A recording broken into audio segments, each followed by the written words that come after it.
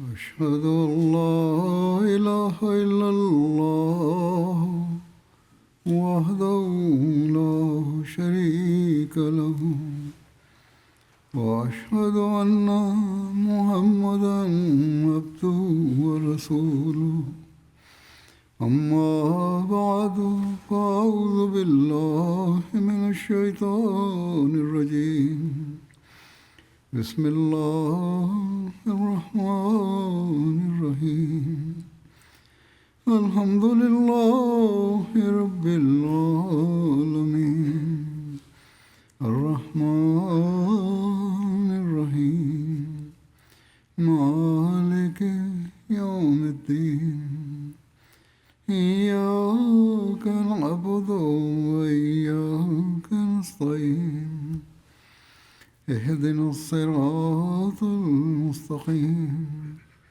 صراط الذين أنعمت عليهم غير المغضوب عليهم ولا الضالين तमाम अंबिया दुनिया में Tous les prophètes sont venus dans le monde pour établir le monothéisme, le tawhid, et ils l'ont enseigné à leur peuple. लेकिन बदकिस्मती से अक्सरियत ने इस तौहीद को छोड़ दिया Mais malheureusement, la majorité a abandonné ce tawhid, ce monothéisme. सल्लल्लाहु अलैहि वसल्लम भी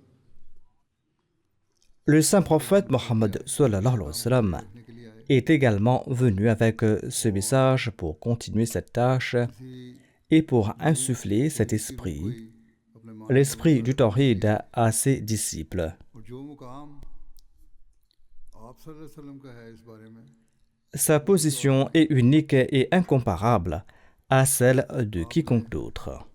तौहीद को मानने की अगर तलकीन की C'est l'a exhorté à l'unicité de Dieu.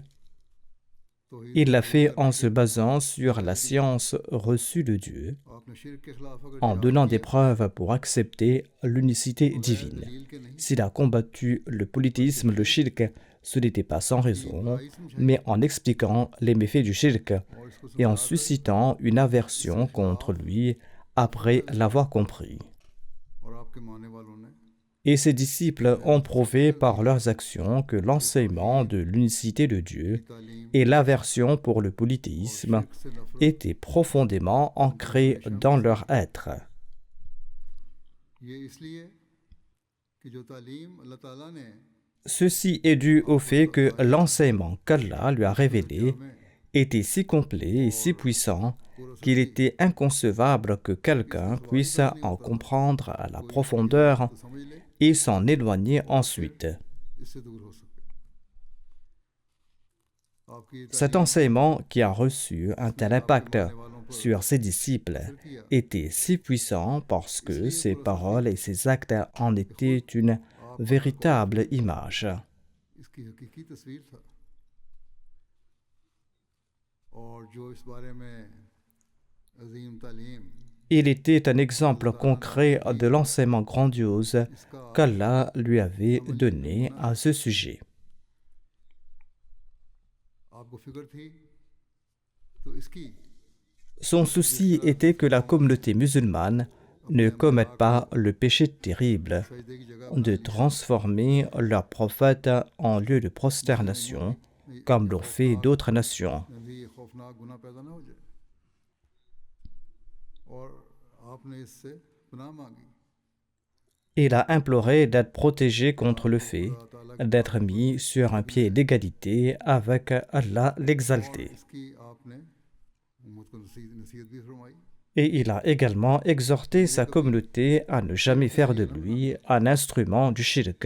तुम्हारी नज़र कभी खुदा ताला के अलावा Que votre regard ne se pose jamais sur autre chose que Dieu le Tout-Puissant. मैंने मोहब्बत इलाही का जिक्र किया या इबादत का जिक्र किया Dans les sermons précédents, j'ai mentionné l'amour de Dieu ou l'adoration. जो बातें जो बयान थी की थी Les points exposés, chaque événement du saint prophète Mohammed sallallahu alayhi wa sallam présenté à cet égard, menait vers l'unicité de Dieu, où il y avait une ardeur, une passion visible dans son effort pour établir ce tawhid, या इसमें cette unicité divine. आपके तौहीद के क़याम के लिए एक जोश नज़र आता था, एक तड़प नज़र आती थी।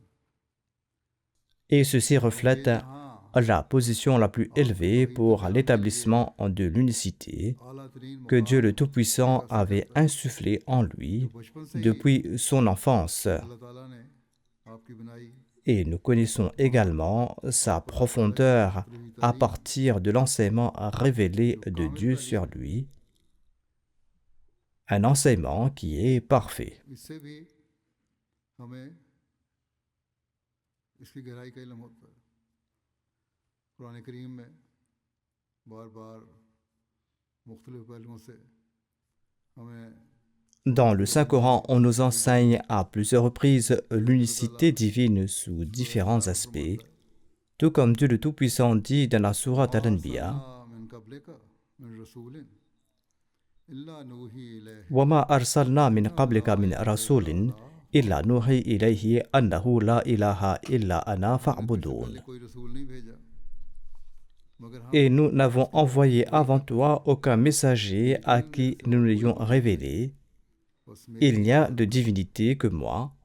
Adorez-moi donc. और फिर इबादत के जो उसलूब Ensuite, le style d'adoration qui lui a été enseigné, Eid के मुकाम ainsi que la manière dont il a rempli le droit du statut de l'unicité de Dieu dans l'adoration, même un dixième de cela n'est visible dans aucune autre religion. कुल इन्नी Ensuite, dans le Saint-Coran, Allah déclare قُلْ إِنِّي أُمِرْتُ أَنْ أَعْبُدَ اللَّهَ مُخْلِصًا لَهُ الدِّينَ. दिया गया है Dit, il m'a été commandé d'adorer Allah en lui vouant un culte sincère. बस जब एक हकीकी मुसलमान भी ये पढ़ेगा Ainsi, quand un véritable musulman lit cela, कि मैंने खालिस होकर il déclare aussi इबादत करनी है, qu'il doit adorer Allah avec sincérité, खालिस के क़याम की कोशिश करनी है, s'efforcer d'établir un pur tawhid चलना है जो हज़रत et de suivre l'exemple que le saint prophète Mohammed sallallahu alayhi wa sallam a établi par sa déclaration ordonnée dans le Saint-Coran. खालिस तौहीद के क़याम के साथ Si nous établissons nos normes d'adoration avec l'établissement d'un pur tawhid, nous pouvons devenir des révolutionnaires. Sinon, ce ne seront que des paroles en l'air. भी खिलाने वाले होंगे Ainsi donc, c'est en respectant ces conditions que nous serons dignes d'être appelés de vrais monothéistes. वला तुशरिकू बिही Allah déclare ensuite وَاعْبُدُوا اللَّهَ وَلَا تُشْرِكُوا بِهِ شَيْئًا. किसी चीज़ को उसका शरीक Adorez Allah et ne lui associez rien. जगह अल्लाह ताला फरमाता है व इलाहुकुम इलाहुन वाहिद Dans un autre verset, Allah déclare इल्लल्लाहु وَإِلَهُكُمْ إِلَهٌ وَاحِدٌ لا إله هو الرحمن الرحيم. एक ही मबूद है कोई मबूद नहीं मगर वही रहमान और Votre Dieu est un Dieu unique et il n'y a point de divinité à part lui, le gracieux, le miséricordieux. Quran करीम के आखिर में अल्लाह ताला Ensuite, à la fin du Saint-Coran, Allah le Très-Haut proclame l'établissement de son unicité en disant قُلْ هُوَ اللَّهُ أَحَدٌ اللَّهُ الصَّمَدُ لَمْ يَلِدْ وَلَمْ يُولَدْ وَلَمْ يَكُنْ لَهُ كُفُوًا أَحَدٌ.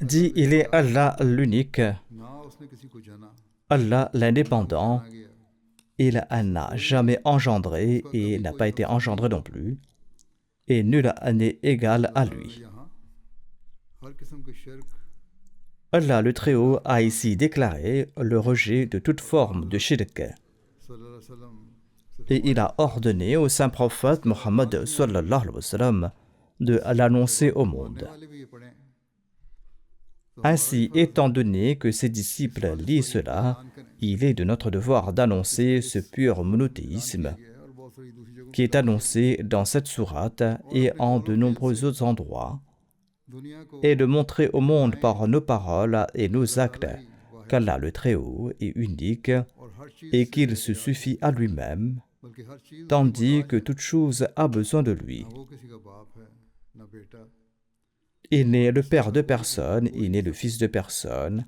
et rien ne lui ressemble. C'est une déclaration qui réfute l'enseignement corrompu de toutes les religions. Et c'est cet enseignement dont la proclamation peut rapprocher l'homme d'Allah le Tout-Puissant et dont le modèle le plus élevé et le plus noble est notre Maître et Seigneur Mohammed Mustafa sallallahu alayhi wa sallam. Chaque instant de sa vie a été consacré à l'établissement de l'unicité de Dieu. Et comme je l'ai mentionné, Allah le Tout-Puissant a formé le saint prophète Mohammed paix soit sur lui à la pureté du tawhid dès son enfance.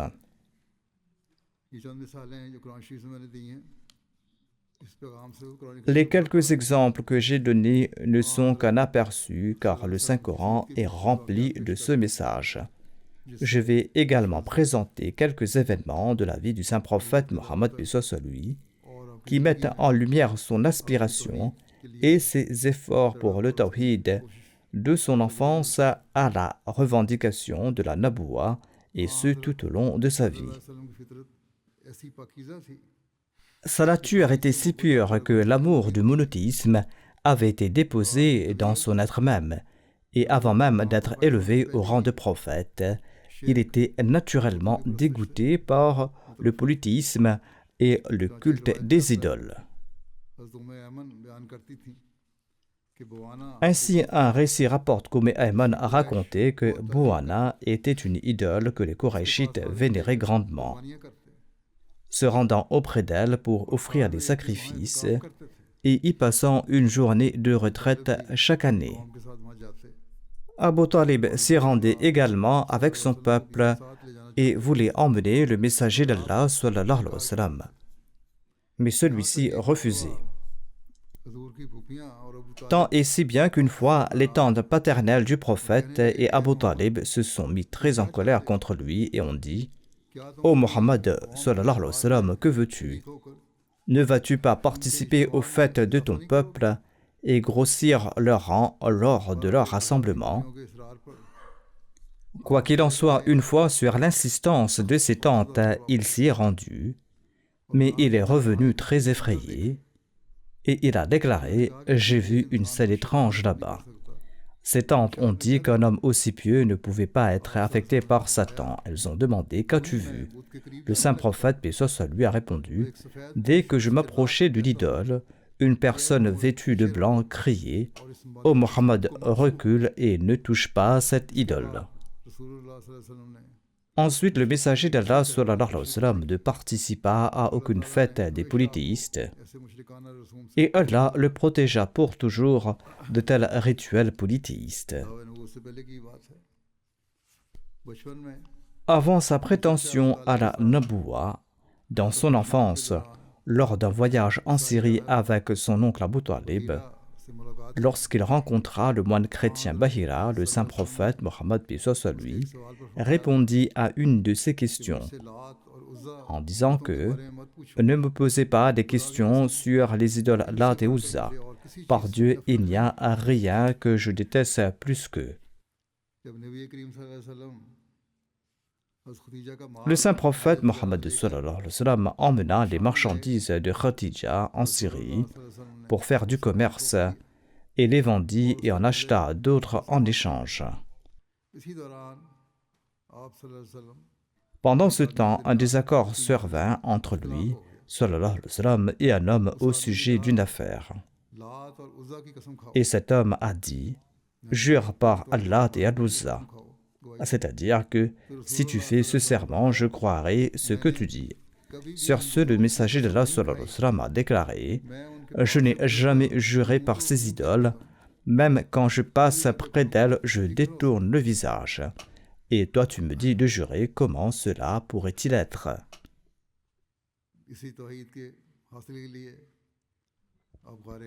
C'est pour atteindre ce tawhid qu'il se rendait dans la grotte de Hira, comme mentionné précédemment. Et il portait dans son cœur en ce lieu une soif d'adoration du Dieu unique et de l'unicité.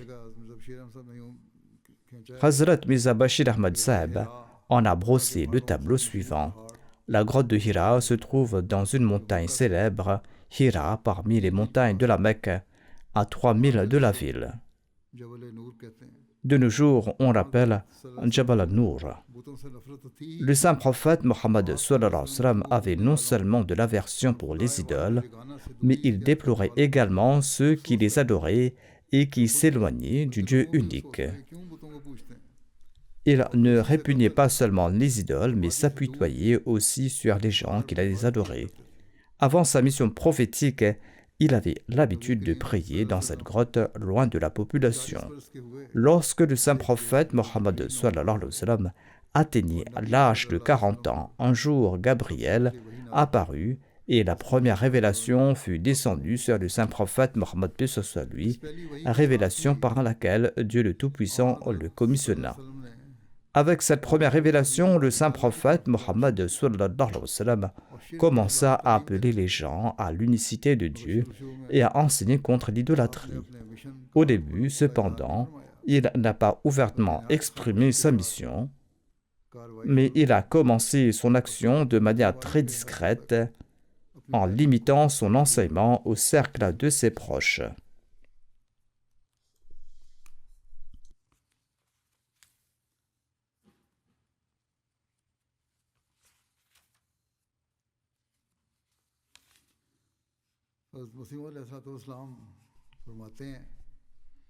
Le Messie promis alayhi salam affirme: notre prophète sallallahu alayhi wa sallam était un grand rénovateur pour l'expression de la vérité qui a ramené une vérité perdue au monde.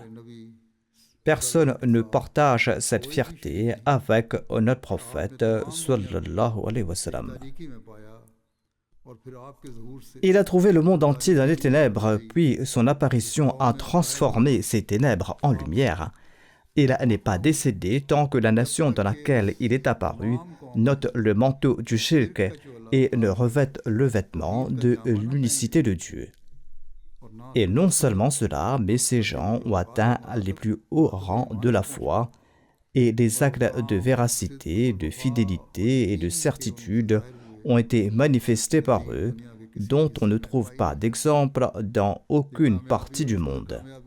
Cette réussite n'a été accordée à aucun prophète, si ce n'est à l'honorable prophète sallallahu alayhi wa sallam. C'est là une preuve majeure de la naboua, de la prophétie du saint prophète Mohammed sallallahu alayhi wa sallam, car il fut envoyé et établi à une époque où le monde était plongé dans une profonde obscurité et aspirait naturellement à un grand réformateur. Et puis il quitta ce monde à un moment où des millions d'êtres humains avaient abandonné le polythéisme et l'idolâtrie pour embrasser le monothéisme et le droit chemin. Et en vérité, cette réforme parfaite était son apanage exclusif, que d'enseigner des habitudes humaines à une nation sauvage, aux mœurs barbares et aux caractéristiques bestiales, ou en d'autres termes, de transformer des bêtes en hommes et des animaux en êtres humains, puis des êtres humains en hommes éduqués, et enfin des hommes éduqués en hommes pieux, et d'insuffler en eux un état de spiritualité et d'établir leur relation avec le vrai Dieu. Ils ont été égorgés comme des moutons sur le chemin de Dieu. Ils ont été écrasés sous les pieds comme des fourmis, mais ils n'ont pas abandonné la foi et ils ont continué à avancer malgré chaque difficulté. Ainsi, sans aucun doute, notre saint prophète, sallallahu alayhi wa sallam, était en termes d'établissement de la spiritualité un second Adam, voire le véritable Adam, par lequel et grâce à qui toutes les vertus humaines ont atteint la perfection et toutes les forces positives se sont mises au travail et aucune branche de la nature humaine n'est restée stérile.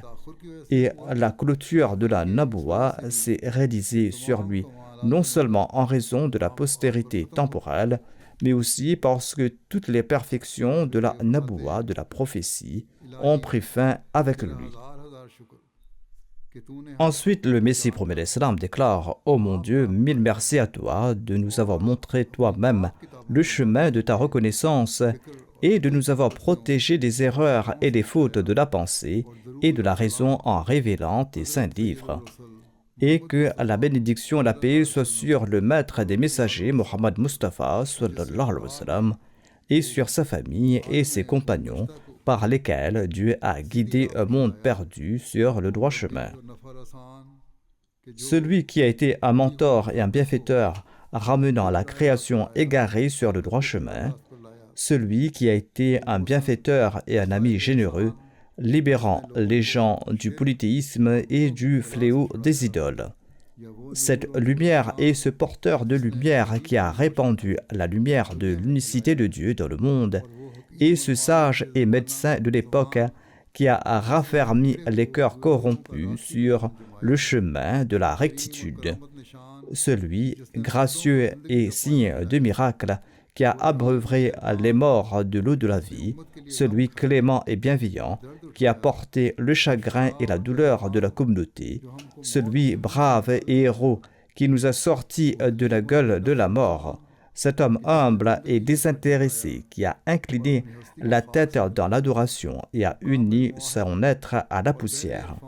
Ce parfait monothéiste et océan de la connaissance mystique qui n'a chéri que la gloire de Dieu et a fait tomber les autres de son estime. Ce miracle de la puissance du tout miséricordieux qui, bien qu'illettré, a surpassé tout le monde dans les sciences de la vérité et a accusé chaque peuple de fautes et d'erreurs.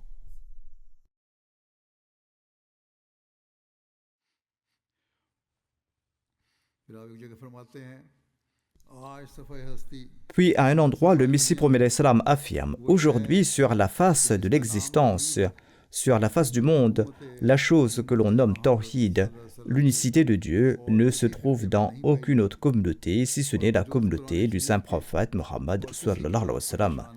Et hormis le Saint-Coran, on ne trouve trace d'aucun autre livre qui maintienne des millions de créatures sur l'unicité divine et qui guide avec une déférence extrême vers ce Dieu véridique. Chaque peuple s'est fabriqué son propre Dieu artificiel. Le Dieu des musulmans est le même que celui qui existe depuis toujours, éternel et immuable, et qui possède les mêmes attributs éternels qu'auparavant. Mais hélas, aujourd'hui, la communauté de Mohammed sallallahu alayhi wa sallam oublie elle aussi l'honneur de ce tawhid. Et le véritable tawhid n'est plus présent dans cette communauté du saint prophète aujourd'hui. Ce tawhid que Dieu a enseigné et dont son prophète sallallahu alayhi wa sallam nous a guidés et exhortés.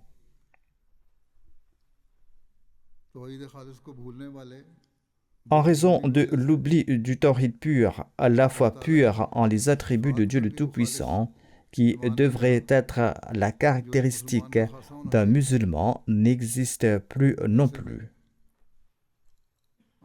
En de telles circonstances, il incombe aux disciples du fidèle serviteur du saint prophète Mohammed sallallahu alayhi wa sallam de comprendre la réalité de l'unicité de Dieu et de s'efforcer d'opérer des changements spécifiques en eux-mêmes à cet effet.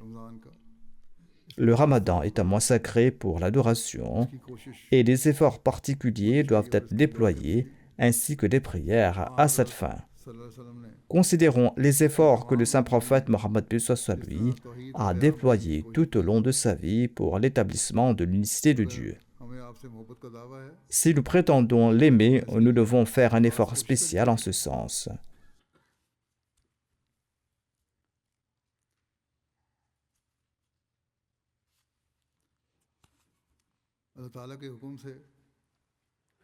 Comment le saint prophète, paix soit lui, a-t-il fait des efforts pour établir l'unicité de Dieu selon l'ordre de Dieu, et pour cela, il a aussi enduré des difficultés.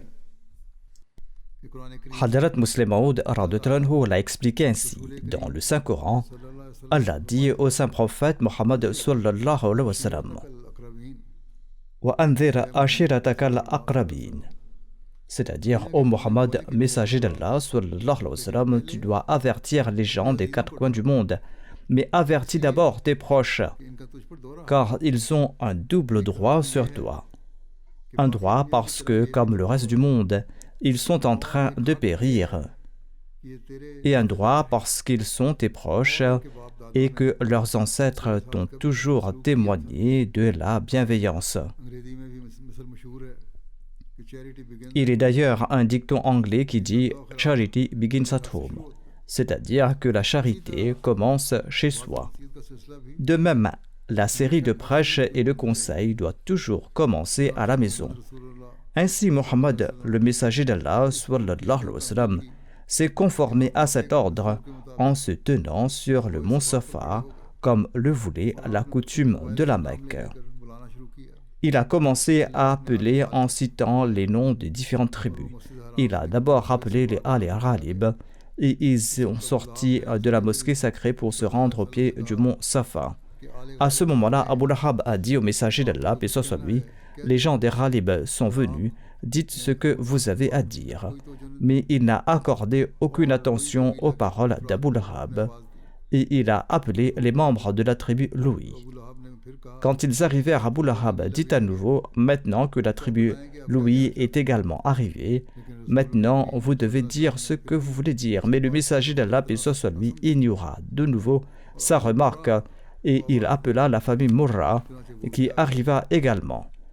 Puis il appela à la famille de Kilab et la famille de Qusay jusqu'à ce que tout le monde soit réuni. Ceux qui ne purent pas venir en personne envoyèrent un messager pour se renseigner et les informer de la raison pour laquelle ils avaient été rassemblés aujourd'hui. Lorsque toutes ces tribus de la Mecque, y compris les Koraïchites, furent rassemblées, le messager d'Allah, paix soit sur lui, commença à s'adresser à eux et il déclara « Voyez, si je vous disais qu'une grande armée s'est rassemblée derrière cette montagne et qu'elle veut vous attaquer, croiriez-vous en ma parole ou non ?» Ils répondirent « Bien sûr que nous vous croirons, car nous vous avons toujours trouvé véridique et honnête. » Ceux qui connaissent les conditions à la Mecque savent que cette demande du saint prophète Mohammed paix soit sur lui était en réalité comme exiger l'acceptation de l'impossible, car les animaux des Mécois paisaient dans la vallée, et c'est une région où il est impossible qu'une armée se cache.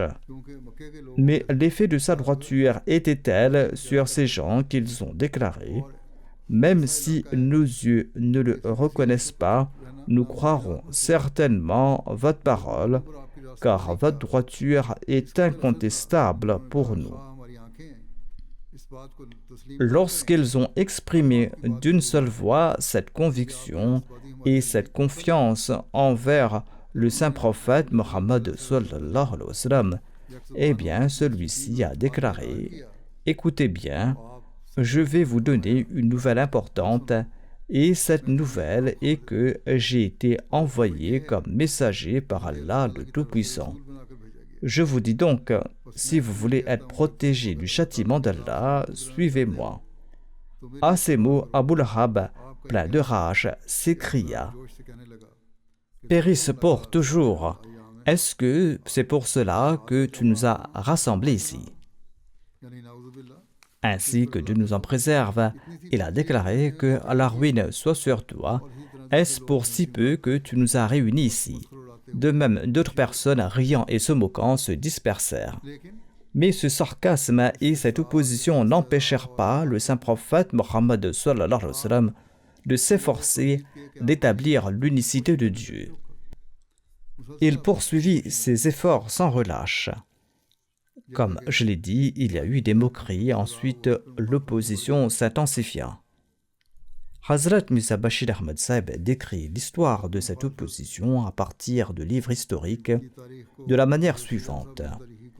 Il déclare « Plus la mission du saint prophète Mohammed paix soit sur lui était grandiose, plus l'opposition à laquelle il devait faire face était intense, car il fut envoyé à une époque où les ténèbres régnaient en maître, et il était nécessaire qu'à l'arrivée de la lumière, les armées des ténèbres s'y opposent avec toute leur force. Ainsi, il arriva que l'opposition dont il fut l'objet fut la plus forte de toutes celles qu'avaient connues les prophètes précédents. L'une des raisons apparentes de cette opposition était que les Korachites étaient un peuple idolâtre au plus haut point, et que l'honneur et l'amour des idoles étaient si profondément enracinés dans leur cœur qu'ils ne toléraient pas d'entendre un seul mot contre elles. La Kaaba, qui était construite uniquement pour l'adoration d'Allah, avait été remplie par ses oppresseurs de centaines d'idoles, et ils se tournaient vers ces idoles pour tous leurs besoins. Quand l'islam est arrivé, son principe fondamental était l'unicité de Dieu le Tout-Puissant, avec l'ordre clair de ne pas s'incliner devant un être humain, un arbre, une pierre ou une étoile. Le Saint-Coran déclare en effet « Wasjudu lillahi alladhi khalaqahunna », c'est-à-dire « Inclinez-vous seulement devant celui qui a créé ces choses ». De plus, les idoles des Korachites étaient évoquées en termes considérés comme insultants et elles étaient déclarées combustible pour l'enfer. Ces paroles avaient mis le feu au cœur et au corps des Korachites et ils s'étaient dressés comme un seul homme pour anéantir l'islam.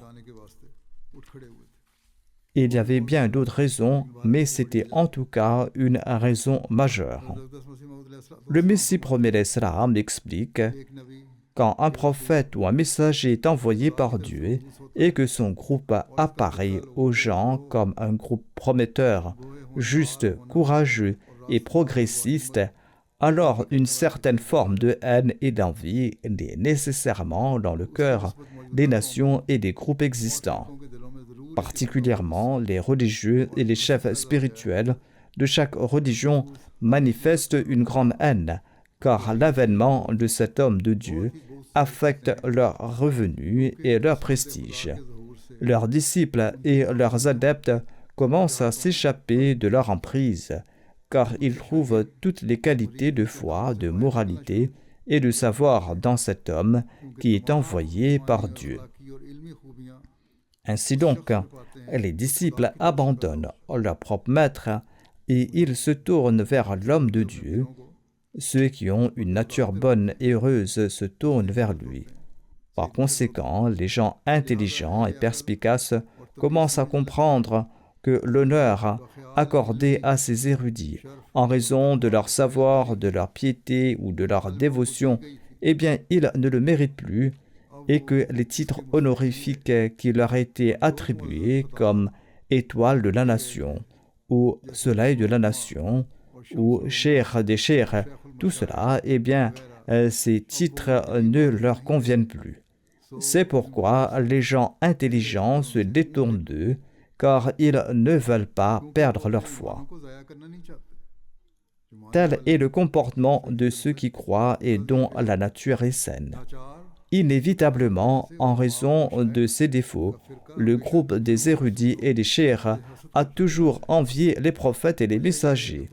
La raison en est que, du temps des prophètes et des envoyés de Dieu, ces gens sont durement démasqués, car ils sont en réalité imparfaits et ils possèdent qu'une très faible part de lumière. Leur inimitié envers les prophètes et les justes de Dieu est purement en raison de leur ego. Et totalement soumis à leur ego, ils concoctent des plans pour nuire. Parfois même, ils sentent dans leur cœur qu'en faisant souffrir injustement un serviteur au cœur pur de Dieu, ils se sont placés sous la colère divine. Leurs actions aussi, qui émanent constamment d'eux pour des manœuvres hostiles, leur révèlent l'état coupable de leur cœur. Mais malgré cela, le puissant moteur du feu de l'envie les entraîne vers les gouffres de l'hostilité. Ce sont ces mêmes raisons qui, du temps du saint prophète Mohammed sallallahu alayhi wa sallam, ont non seulement empêché les savants parmi les païens, les juifs et les chrétiens d'accepter la vérité, mais les ont aussi poussés à une haine féroce. Ils se sont donc mis en tête d'effacer l'islam de la surface de la terre. et comme les musulmans étaient peu nombreux au début de l'islam, leurs opposants, en raison de l'arrogance qui s'installe naturellement dans le cœur et l'esprit de tel groupe qui se considère supérieur à un autre groupe en richesse, en biens, en nombre, en honneur et en statut, ont entretenu une hostilité acharnée envers les musulmans de cette époque, c'est-à-dire les compagnons. Ils ne voulaient pas que cette plante céleste s'établisse sur terre, mais ils mettaient tout en œuvre jusqu'à leurs ongles pour anéantir ces justes, et ils n'épargnaient aucun détail de souffrance. Ils craignaient que si les disciples de cette religion s'enracinaient, son progrès n'entraîne la ruine de leur religion et de leur nation. C'est donc par cette crainte qui s'était installée dans leur cœur, sous une forme terrifiante, que des actions très tyranniques et cruelles ont été commises par eux. Ils ont exterminé la plupart des musulmans par des méthodes douloureuses, et pendant une longue période qui a duré 13 ans, cette action s'est poursuivie de leur part. Les serviteurs fidèles de Dieu et la fierté de l'humanité ont été mis en pièces par les épées de ces bêtes maléfiques d'une manière très impitoyable. Et les enfants orphelins et les femmes faibles et pauvres ont été massacrés dans les ruelles et les rues. Malgré cela, il y avait l'insistance catégorique de Dieu le Tout-Puissant de ne jamais résister au mal. C'est ce que ces justes élus ont fait. Leur sang ont rougi les ruelles, mais ils n'ont pas dit un mot. Ils ont été abattus comme des sacrifices, mais ils n'ont pas soupiré. Les infidèles de la Mecque ont menacé le saint prophète Mohammed sallallahu alayhi wa sallam et ont tenté pour qu'il cesse de diffuser le message de l'unicité de Dieu, mais sa réponse était toujours la même. Il a déclaré que c'est le but de ma vie est d'établir l'unicité de Dieu dans le monde, et c'est pour cela qu'Allah l'exalté m'a envoyé. Hadrat Muslim Maud a écrit à ce sujet. Il déclare, je cite, « Lorsque l'opposition s'est intensifiée, le saint prophète Mohammed sallallahu alayhi wa sallam et ses compagnons ont commencé à transmettre avec insistance aux habitants de la Mecque le message de Dieu le Tout-Puissant, à savoir que le Créateur de ce monde est unique et qu'il n'y a pas d'autre divinité que lui. Tous les prophètes qui ont passé ont reconnu son unicité, ont appelé leur peuple à cet enseignement, notamment croyez en Dieu l'unique et abandonnez ces idoles de pierre, car elles sont totalement inutiles et ne possèdent aucune puissance. Ô habitants de la Mecque, ne voyez-vous pas que si un essaim de mouches se pose sur les offrandes qui leur sont faites, elles n'ont même pas la force de les chasser.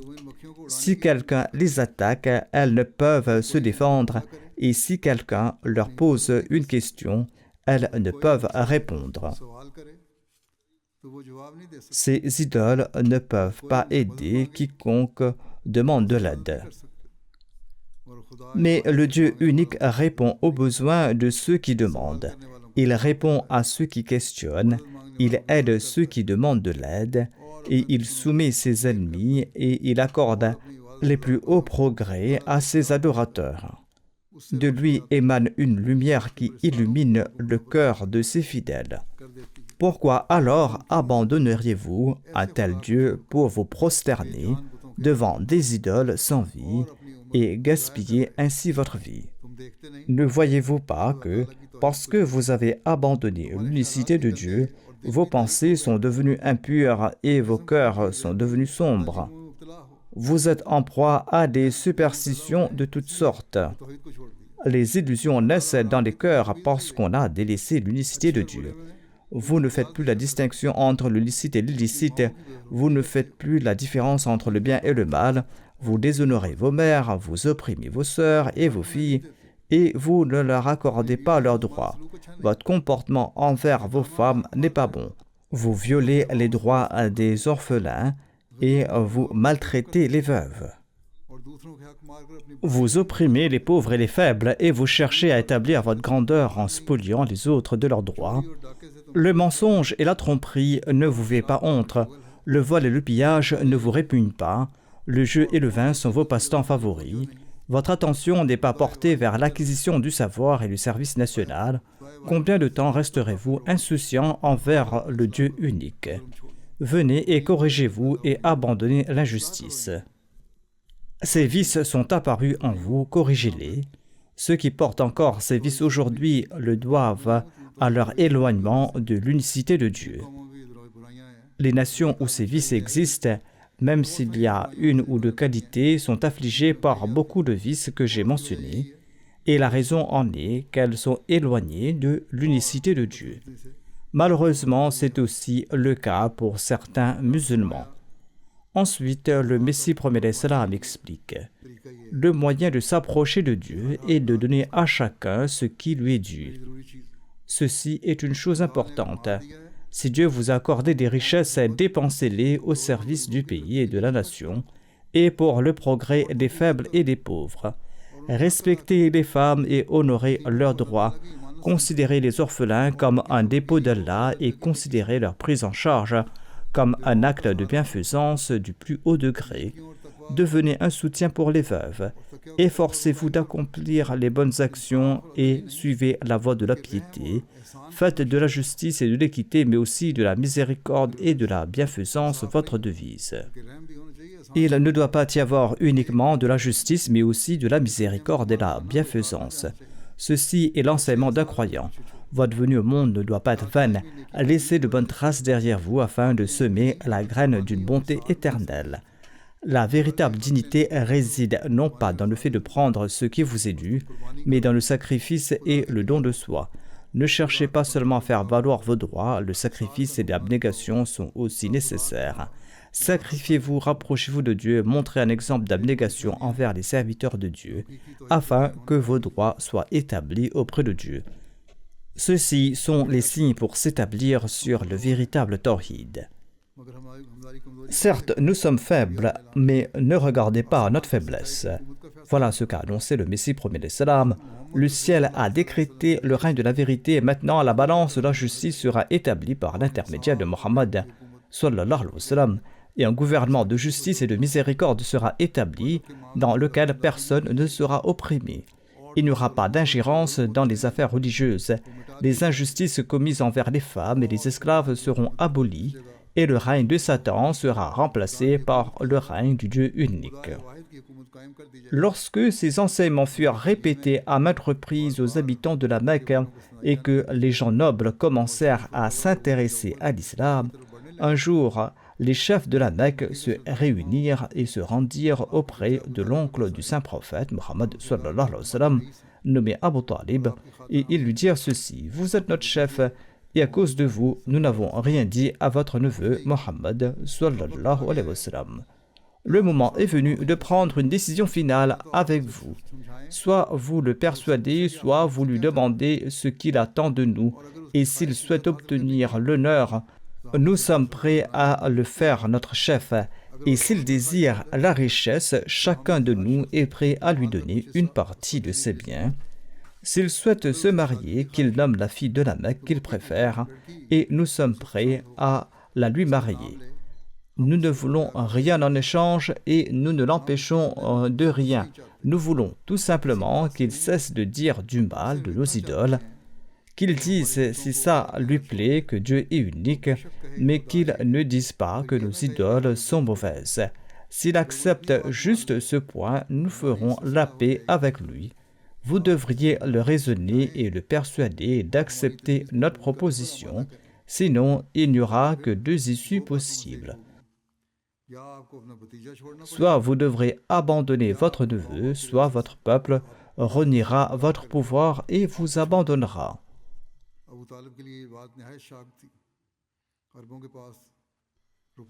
Ceci était très pénible pour Abu Talib.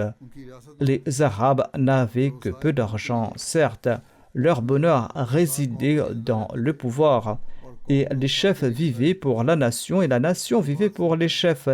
En entendant cela, Abu Talib fut bouleversé. Il fit venir Muhammad sallallahu alayhi wa sallam et lui dit ceci: Ô mon neveu, mon peuple est venu me voir et m'a transmis ce message. Ils m'ont également dit que si ton neveu n'accepte aucune de ces propositions, alors nous lui avons déjà fait toutes sortes d'offres et nous lui avons fait savoir que nous sommes prêts à donner beaucoup. Si malgré cela il ne renonce pas à sa voix, il t'appartient de l'abandonner. Et si tu n'es pas prêt à l'abandonner, alors nous renoncerons à ton autorité et nous allons t'abandonner. Quand Abu Talib prononça ces mots, des larmes lui vinrent aux yeux. En voyant ces larmes, des larmes vinrent également aux yeux du saint prophète Mohammed sallallahu alayhi wa sallam, et il déclara: Ô mon oncle, je ne vous dis pas que vous deviez abandonner votre peuple et me suivre. Vous pouvez tout à fait me quitter et rejoindre votre peuple. Mais je jure par Dieu l'unique sans associé que même si le soleil était placé à ma droite et la lune à ma gauche, je ne pourrais renoncer à prêcher l'unicité de Dieu.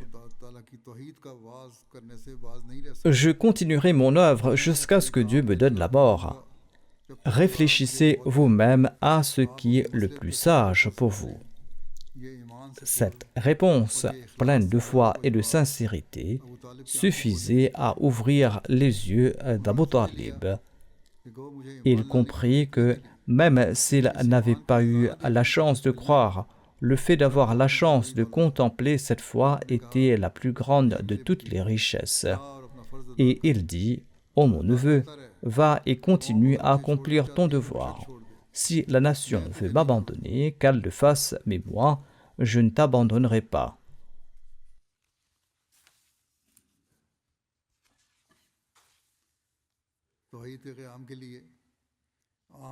Pour l'établissement du Tawhid, le saint prophète Mohammed sallallahu alayhi wa sallam a enduré toutes sortes d'oppressions et d'injustices de la part des mécréants de la Mecque, et il a insufflé cet esprit à ses compagnons, comme l'a écrit le Messie promis à l'Islam.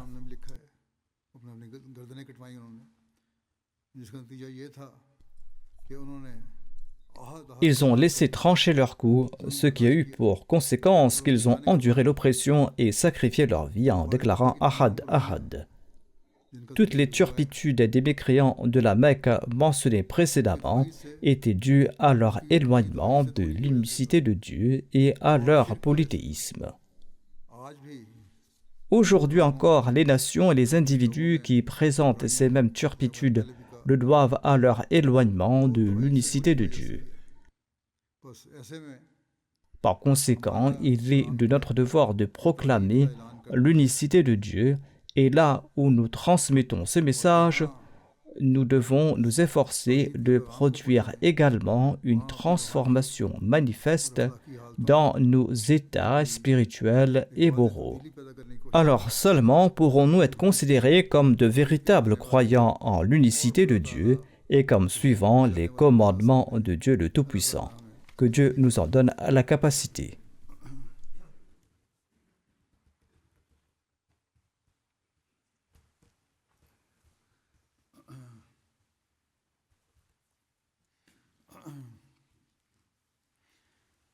Alhamdulillah, alhamdulillah, nahmaduhu wa nasta'inuhu wa nastaghfiruhu wa nu'minu bihi wa natawakkalu alayhi wa na'udhu billahi min shururi anfusina wa min sayyiati a'malina. Man yahdihillahu fala mudilla lahu ومن يضلل فلا هادي له ونشهد أن لا إله إلا الله ونشهد أن محمدا عبده ورسوله